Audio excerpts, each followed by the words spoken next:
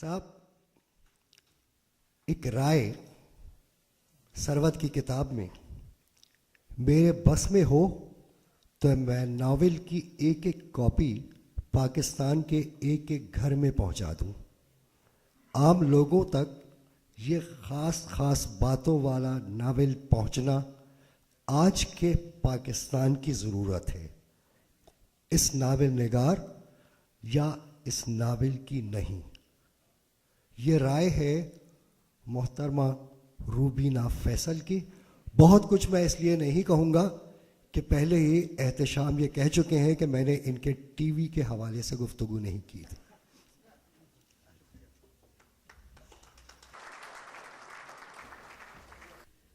बहुत शुक्रिया अनवर साहब। अस्सलाम वालेकुम ख़वातीन व हज़रात। सबसे पहले तो ट्रेडिशनली सरवत ज़ोहा को मुबारक उनकी नई किताब आने पे। उनके भाई बैठे हुए हैं शौकत ज़ोहा साहब, उनको मुबारक, उनकी वाइफ नुसरत ज़ोहा को। और इसके साथ साथ मैं वर्दा और नुसरत को भी इतनी खूबसूरत स्लाइड बनाने पे मुबारकबाद देना चाहती हूँ। लेकिन एक छोटी सी बात की निशानदेही करना चाहती हूँ कि इसमें ज़ियाउल्लाह हक़ की तस्वीर देख के बड़ी तकलीफ़ हुई। जैसा कि मुजाहिद गाज़ी साहब ने अभी जिक्र किया कि ये आमिर ही हैं जिन्होंने हमारे मुल्क को इतना लूटा खसोटा, तो हमें कम से कम ये पता होना चाहिए कि ये लोग इस काबिल नहीं हैं और कभी भी नहीं हो सकते। इन पर इतनी ज़्यादा नवाजिश करने की ज़रूरत नहीं कि इतने अच्छे अच्छे लोगों के साथ इनको स्लाइड में शामिल किया जाता। लेकिन इसके बावजूद नुसरत और वर्दा जो हैं वो बहुत मुबारकबाद की मुस्तहिक़ हैं। अपने क्योंकि मैंने नया कुछ लिखा नहीं, वही मजमून पढ़ूंगी जो इस किताब में शामिल है। इससे पहले मैं ये चाहूँगी कि सरवत ज़ोहा साहब ने जो अपने ऐसा क्यों में लिखी हैं कुछ बातें, उसमें से एक चीज़ ने मुझे सोचने पे मजबूर किया कि इन्होंने लिखा कि पाकिस्तान में गन्ना भी बनता है और फैक्ट्री तक भी जाता है और वो शक्कर तक पहुंच जाता है, शक्कर बनती है, लेकिन वो गरीब के बच्चे के दूध तक नहीं पहुंचता और वो बग़ैर शक्कर के दूध पीता है। बात सिर्फ इतनी सी भी नहीं है, बात इससे भी ज़्यादा है कि हम ये जो किताबें लिखते हैं वहाँ पे गुर्बत का ये आलम है कि ये किताबें भी सिर्फ अमीरों की अयाशी बन चुकी है, गरीबों के कानों तक ये लफ्ज़ भी नहीं जाते। इसलिए ये उससे भी ज़्यादा गुर्बत है। और उससे भी अगर हम थोड़ा सा और आके देखें कि हम जैसे पढ़े लिखे लोग भी इतने बायस्ड हो चुके हैं अपने अपने नज़रियात में कि जब हम पढ़ते भी हैं तो हम सिर्फ वही चीज़ पढ़ते हैं जिससे हमें हमारे अकीदे को, हमारे फ़िरके को, हमारे ग्रोह को, हमारे ग्रुप को तक़वियत मिले, तो हम वो चीज़ पढ़ते हैं। दूसरी चीज़ पढ़ना हम गवारा नहीं करते। अगर ऐसी बात ना होती तो आज जुनैद फ़हमी साहब सफ़ा नंबर 170 पे अटके ना रहते। और मैं जहाँ तक ये बात है शनाख्त की बात है, उस पर सिर्फ जुनैद फ़हमी साहब को एक बात कहना चाहूँगी कि इनॉग्रेशन की स्पीच ओबामा की अगर हम सुने, रिसेंट जो स्पीच है उसमें बार बार उसने कहा है we the people, we the people. Her sentence के शुरू में हमारे अंदर जब तक ये एहसास नहीं पैदा होगा कि हम एक कौम है, हमारी शनाख्त एक कौम की है और वो पाकिस्तानी कौम है, उससे बढ़कर हम कभी कुछ भी नहीं देख सकेंगे। इसके साथ में नाज़रीन कहने की आदत है क्योंकि दस्तक प्रोग्राम करती हूँ। इस जो मजमून मैंने सरवत ज़ोहा साहब के लिए लिखा, इसका टाइटल भी दस्तक था और उस वक़्त मैंने अपना प्रोग्राम शुरू नहीं किया था। उसके बाद मैंने अपने प्रोग्राम का नाम दस्तक रखा क्योंकि ये इस किताब की इंस्पिरेशन से।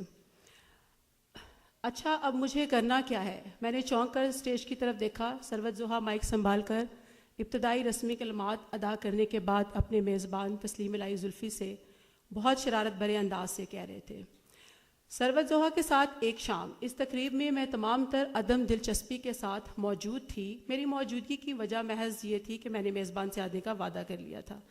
मेरा मजबूत नज़रिया इस किस्म की तकरीब के बारे में अब भी यही है कि दरअसल इस तरह की शामें मेज़बान और मेहमान दोनों की मिली भगत होती हैं, जिसमें वो दोनों सिर्फ एक दूसरे की तारीफ़ में न सिर्फ वक्त बल्कि तवानाई ज़ाया करते हैं। मुझे याद है कि मैं सेल फ़ोन पर आए हुए किसी पैगाम का जवाब लिख रही थी कि मेरी समाज से ये आवाज़ टकराई, अच्छा अब मुझे करना क्या है? और इसके साथ ही हाल में मौजूद कहकहे बुलंद हुए और मैंने देखा सरवत ज़ोहा अपना मैदान महारत से जमा चुके थे। अब मैंने चौंक कर पोडियम के पीछे खड़े संजीदा सूरत, अक्खड़ मिजाज और दाढ़ी की वजह से कुछ ज़्यादा ही बारोब नज़र आने वाले शिकागो के सैयद सरवत ज़ोहा को देखा और इसी एक लम्हे में जबकि वो हस्बे मामूल मुस्कुरा भी नहीं रहे थे, मुझे उनकी आंखों में शरारत और ज़िंदगी की एक अनोखी चमक हल्की सी पोशीदा मुस्कुराहट के साथ नज़र आई। ان کی آنکھوں میں ایک انوکھا زمانے سے الگ رنگ نظر آیا، اور میں جو پہلی دفعہ اس مزاح نگار، ڈرامہ نگار، افسانہ نویس اور شاعر کو دیکھ رہی تھی، اس ایک لمحے نے مجھے بتایا کہ یہ ایک عام لکھاری نہیں، یہ ایک ایسا لکھاری ہے جو وقت کو عمل کے دائرے میں قید رکھتا ہے۔ بعد میں وقت کے ساتھ ساتھ مجھے پتہ چل گیا کہ ثروت زوہا کرنا کیا ہے اسی ایک جملے میں جیتے ہیں۔ وہ آئیڈیلسٹ بھی ہیں مگر ریئلزم سے بہت قریب، وہ نظم و ضبط میں رہ کر دیوانگی کی حد کو چھو آتے ہیں۔ اب کون کہہ سکتا ہے ایک دیوانہ منظم ہو سکتا ہے یا ایک منظم انسان میں دیوانگی ہو سکتی ہے؟ نہیں ہوتی، مگر جب ہوتی ہے تو ثروت زوہا ہوتے ہیں۔ وہ میڈنس اور میتھڈ کا امتزاج ہیں۔ اس شام نے مجھے ایک ایسے حساس انسان سے ملوایا جو کچھ کرنے پر یقین رکھتا ہے، اور یہی کرنا ان کے اس ناول عجب نصیبی میں نظر آیا، جہاں وہ نہ صرف پاکستانی سیاست کے ماضی کے تاریک ابواب سے ہمیں آشنا کر رہے ہیں، بلکہ ساتھ ساتھ وہ حال میں بسنے والے پاکستانی نوجوانوں کو، چاہے وہ دنیا کے کسی بھی کونے میں جا کر آباد ہو گئے ہیں، ان میں پاکستان کے لیے کچھ کرنے کی روح پھونک رہے ہیں۔ وہ ایک عام ادیب کی طرح ماضی پر ماتم کر کے اپنے فرض سے سبکدوش نہیں ہو رہے، بلکہ وہ ہمارے خون میں ایک چراغ جلانے کی کوشش کرتے ہیں۔ پاکستان کے لیے کچھ کرنا ہے دوست، یہ وہ فکرہ ہے جو بار بار ان کے منہ سے سنا جاتا ہے، یہ ان کا کرب ہے۔ شروع میں ثروت زوہا کی ان باتوں نے مجھے چونکایا، جن میں ان کا اسلام اور پاکستان کے ساتھ تعلق بڑا واضح نظر آتا ہے، جو آج کل دانشوروں، ادیبوں اور شاعروں کے درمیان سے اٹھ گیا ہے۔ اسلام کے خلاف بولنا اور پاکستان کو گالی دینا فیشن بن گیا ہے۔ میں کینیڈا اور پاکستان کے ماڈرن دانشوروں میں رہتے ہوئے اپنے آپ کو بہت گوار محسوس کرنے لگ گئی تھی۔ یوں لگتا تھا میں ایک بیکورڈ ہوں، میرے اعتدال پسند نظریات کے باوجود مجھ پر طالبان کا لیبل لگ چکا تھا، اور میں اس نہج پر پہنچ چکی تھی کہ اتنے بہت سے لوگ ٹھیک کہتے ہوں گے، میں اکیلی غلط ہوں۔ محب وطنی گوار پن ہے اور اسلام میں اعتدال پسندی کی بات طالبان ہے۔ ایسے عالم میں سید ثروت زوہا کا ملنا ایک معجزے سے کم نہیں تھا۔ امریکن یونیورسٹی کے گریجویٹ، شاعر، ادیب اور آئی ٹی پروفیشنل، بالکل اسی نظریے، اسی جذبے اور اسی اعتدال پسندی کے ساتھ جب ملے تو مجھے لگا میں اس جنگ میں اکیلی نہیں۔ ہماری دوستی کی بنیاد وہ کرب بنا جو ہم دونوں کے دلوں میں پاکستان کے حالات دیکھ کر اٹھتا تھا۔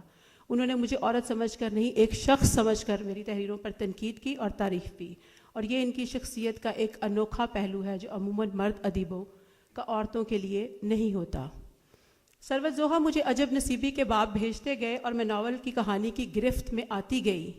یہ ناول سادہ اور عام فہم زبان میں لکھا گیا ایک ایسا تاریخی ڈاکیومنٹ ہے جو وقت کے دھارے میں جکڑا نہیں جائے گا، اس پر وقت کی کوئی سیما نہیں لگتی۔ یہ ہمارے آج کے لیے اور کل آنے والے بچوں کے لیے ہمارے ملک کی تاریخ کی سیاہ کہانی بڑے کرب اور سچائی سے بتاتا ہے۔ سچائی ثروت زوہا کی تحریروں کی خوبصورتی سہی، مگر کبھی کبھی ان کی اسی سچائی سے خوف آنے لگتا ہے۔ عجب نصیبی میں یہی ہوا، ان کے سچ نے جگہ جگہ میرا دل دہلا کر رکھ دیا، اور میں بہت جگہ رک کر سوچتی اور اپنی ہتھیلی کی پشت سے اپنی گیلی آنکھوں کو صاف کرتی، کاش سکندر مرزا جیسے عیاش کے ہاتھوں قوم کی تقدیر کھلونے کی مانند نہ ہوتی، یا یہاں ماشاء اللہ نہ لگاتا، ایوب ہاں یہ نہ کرتا، بھٹو وہ نہ کرتا، وغیرہ وغیرہ۔ اس ناول کا ایجنسیوں کا جاسوس کردار مسٹر رچی، جو اعلیٰ طبقات کی بیگمات سے سسٹر رچی بن کر اپنے مساج پارلر میں راز لیتا ہے، اس طرح سکندر مرزا کی عیاری سب سے پہلے اس پر عیاں ہوتی ہے جب وہ سیلون میں بیٹھی نہید مرزا کے جسم پر تازہ نشانات دیکھتا تھا۔ سسٹر رچی وطن پرستی سے سرشار، اور اس کا یہ سوچنا کوٹ شناخت بن جائے گی کمزور ترین، مظلوم ترین اور بے بس ترین قوم کی۔ ان سرکاری رازوں کے گنونے پن کا زخم سسٹر رچی کے دل کو لہو لہان کر گیا، اور اس کا لہو آنسو بن کر کاری کی آنکھوں میں اتر آتا ہے۔ مگر پھر وہیں پر محبوب جاوید، ناول کا مرکزی کردار، کاری کی آنکھوں سے آنسو چنتا نظر آتا ہے۔ جاوید جب یہ کہتا ہے کوٹ کیا کچھ زیادہ بول گیا، یہیں سے تو ہمیشہ مار کھائی ہے، اس کردار میں ثروت خود جا بجا نظر آتے ہیں، مصلحت کی خاموشی سے دور اور بلا خوف سچ بولنا، وہی حب الوطنی اور وہی کچھ کرنے کا جذبہ، وہی ہمت۔ یہ وہ کردار ہے، وہ کر رہا ہے یا وہ کرنا چاہتا ہے جو ہم جیسے بہت سے محب وطن پاکستانی ثروت زوہا سمیت ملک کے لیے کرنا چاہتے ہیں۔ اس کردار کے ذریعے ثروت زوہا نے ہمارے ماضی کے دکھوں سے جھلستی آنکھوں کو کچھ ٹھنڈک، کچھ امید دینے کی کوشش کی ہے۔ اب دیکھو ابھی شاید کل ہی میں غور کر رہا تھا، آزادی کے بعد 10 برس کے عرصے میں 1 مارشل لا، 7 وزیر اعظم، 3 گورنر جنرل، یہ سب کیا ہے؟ پاکستانی قوم کی نفسیات نااہلی جو پھر بدقسمتی یا عجب نصیبی میں بدل گئی ہے، انکوٹ۔ پھر یہاں دیکھیے، مگر ہاں پے در پہ سازشیں ہوتی ہیں، ہم دیکھتے رہے، اسے قسمت سے تعبیر کرتے رہے، یہ غالباً ہماری کمزوری رہی، وگرنہ ایک بار پھر ایوب خان نے بظاہر آئین میں اصلاحات کرنے کے بعد جب 1965 میں الیکشن کا گھنونا کھیل کھیلا اور مادر ملت فاطمہ جناح کو شکست دے کر دوبارہ صدارت کا عہدہ سنبھالا تو سارے ووٹ جعلی نہیں تھے، انکوٹ۔ ناول کی ہیروئن شہکار ہمارے لیے حوصلہ مندی، معلومات اور جدوجہد کا ایک اور دروازہ کھولتی ہے، اور اس ناول میں جب ہم وزیروں، سرکاری افسروں کی بیویوں کی زندگیاں، ان کے راز اور ان کے اس جیسے نعرے سنتے ہیں، کوٹ، لہٰذا میری بہنوں وقت گزارو، عیش کرو اور موج کرو، ایسے میں شاہکار کا کردار اس ابکائی والی مسلسل کیفیت سے نکالنے کا باعث ہوتا ہے، اور اس کے ساتھ ساتھ اس کا امریکی استاد ہمارے لیے ایک ایسی آنکھ بنتا ہے جس کے ذریعے ہم امریکہ کی تاریخ کے اہم ابواب نہ صرف دیکھتے ہیں بلکہ پاکستان کی تاریخ کا تقابل امریکہ سے کرنے کے ساتھ ساتھ پاکستانی تاریخ کی مسخ شدہ اور عام لوگوں سے چھپائی گئی حقیقتوں پر بھی انگلی اٹھانے کے قابل ہوتے ہیں۔ جیسے ایک جگہ جاوید کیا سچ کہتا ہے، ہمیں تاریخ کے صرف وہ ابواب پڑھائے گئے ہیں جن کا تعلق جذبات یا پھر مصلحت سے ہے۔ پاکستان کے تاریخی پس منظر میں لکھا گیا یہ ناول ہمیں احساس دلاتا ہے کہ ہمیں پڑھائی گئی روایتی طلسمی تاریخ کے پیچھے ایک اور اصلی دنیا تھی جسے عام لوگوں سے دور رکھا گیا۔ یہاں عام لوگوں کی عجب نصیبی کا عجب حال ہے جو کسی اور کی دین نہیں، سارے ووٹ فرشتے نہیں ڈالتے، ساری آنکھیں حکمران نہیں بند کروا سکتے، اپنی آنکھیں بند کرنے میں ہمارا اپنا ہاتھ ہے۔ عجب نصیبی کے ایک اہم اور چونکا دینے والی بات جو مجھے محسوس ہوئی وہ یہ کہ اس کہانی میں سچے تاریخی واقعات کو ناول کے دیگر فرضی کرداروں کے ساتھ بیان کرنا مقصود ہو نہایت دشوار ہے، مگر عجب نصیبی میں سروت زوہا نے یہ کمال انتہائی ہنرمندی سے دکھایا اور انہی فرضی کرداروں کی آنکھوں، باتوں اور اعمال سے قاری کو تاریخ کی کڑوی سچائی اور حقیقی کرداروں سے روشناس کروایا۔ مجھے اس ناول کی کہانی بہت پسند ہے، اس میں المیے کو امید میں بدلنے کی کوشش کی گئی ہے، پاکستانی دکھوں کے وسیع سمندر میں ایک کنارے پر کھڑی کشتی سے ایک امید اور حوصلے کا جھنڈا لہرایا گیا ہے، مسائل پر ماتم کے ساتھ ساتھ تدبیریں بتائی گئی ہیں۔ اس ناول میں کالم نگار، انسان دوست، پاکستانی تدبیر ساز سروت زوہا کھل کر سامنے آئے ہیں۔ عام لوگوں تک یہ خاص باتوں والا ناول پہنچنا آج کے پاکستان کی ضرورت ہے، ناول نگار یا اس ناول کی نہیں۔ سچے الفاظ جھوٹے نظام میں داخل ہونے چاہیے، دھوکے بازی کے اس قلعے میں ایسے سچے ناول کی دستک بہت ضروری ہے۔ سچ کی ڈرلنگ کرتے رہنے پر سروت زوہا مبارکباد کے مستحق ہیں۔ کیا ہم عجب نصیبی کو دستک نہیں کہہ سکتے؟ وہ دستک جس کی اس وقت ہماری روحوں کو ضرورت ہے۔ اسی لیے میں اس عجب نصیبی کو ایک دستک سے تعبیر کرتی ہوں اور پورے پاکستان میں اس کی گونج سننے کی تمنا کرتی ہوں۔ شکریہ۔